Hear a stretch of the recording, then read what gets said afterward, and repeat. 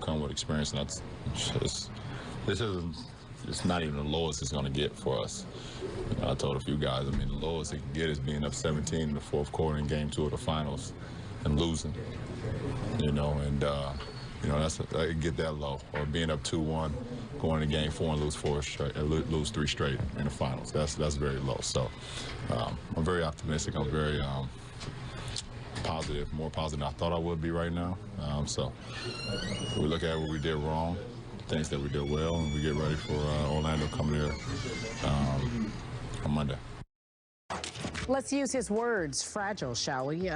Things are fragile for LeBron James and Cleveland after they blew an 18-point first quarter lead and lost by 17 to the Raptors on Saturday. 4th straight loss. Drops Cleveland to 5-7 this season, the worst 12-game start for LeBron since his rookie season.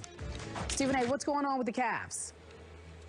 Well, it's a lot of, I don't want to say acrimony because that would be an inappropriate word. I just think that it's an incredible adjustment, and I think that there's an absence of belief in this franchise at this particular moment in time if you're LeBron James.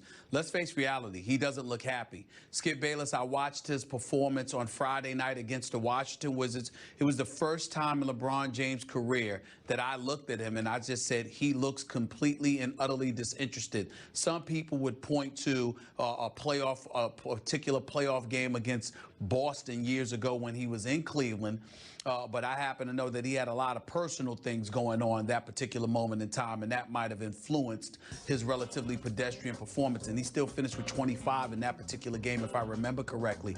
Friday night against the Washington Wizards, he seemed completely disinterested, almost like he didn't want to be there. It was like he had a headache and he had been annoyed. And when you look at a guy like Kyrie Irving, it's not hard to figure out why. And understand that what I'm about to say is with all due respect and deference to the young kid that Kyrie Irving is, the young stud that he is. He is a guy supremely confident in himself.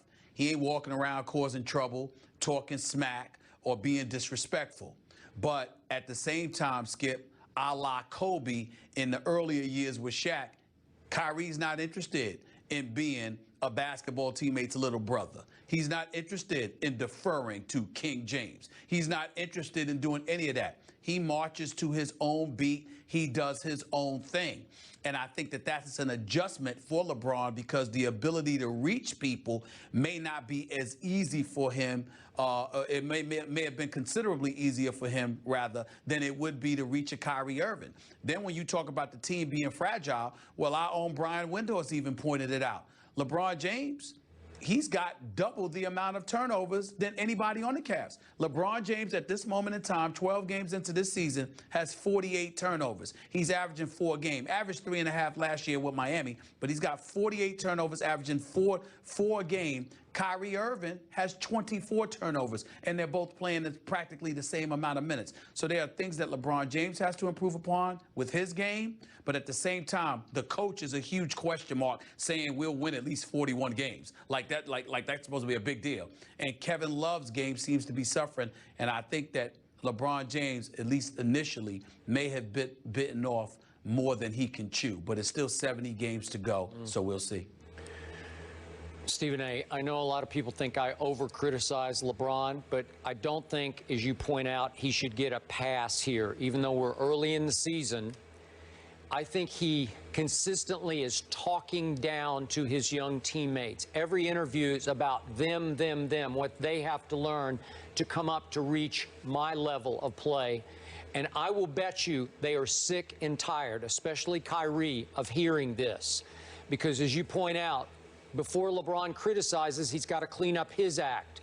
As you noted, he's second in the NBA, tied for second in the NBA in turnovers right now. He had 5 against Toronto, and as we all know, his unforced error cost him or Kyrie a last shot against San Antonio last week. So, again, he looked disinterested to me at Portland, at Utah earlier this year. And now he has a new bad habit of when he thinks he didn't get a call, he won't even hustle back on defense anymore. It's like he's already giving up on his young teammates. And that has to stop, or they don't have a chance, because he needs to be the example, not the guy who's trying to distance himself from the rest of his teammates who are failing him. he can't keep criticizing interview after interview every teammate until he plays up to a level that they have to come up to reach. So I know it's early, but it's significant. This team's in trouble early. It is fragile. I will say two things to you, Skip, right here on First Take, and you can book it. This is going to happen. If they don't get this ship steered in the right direction and start playing the way that they're capable of playing, number one, you're going to hear calls as to whether or not Kyrie Irving should be traded before the NBA's trading deadline. And number two, by the end of the season, you'll be hearing folks clamoring for a new coach in Cleveland. You can book it.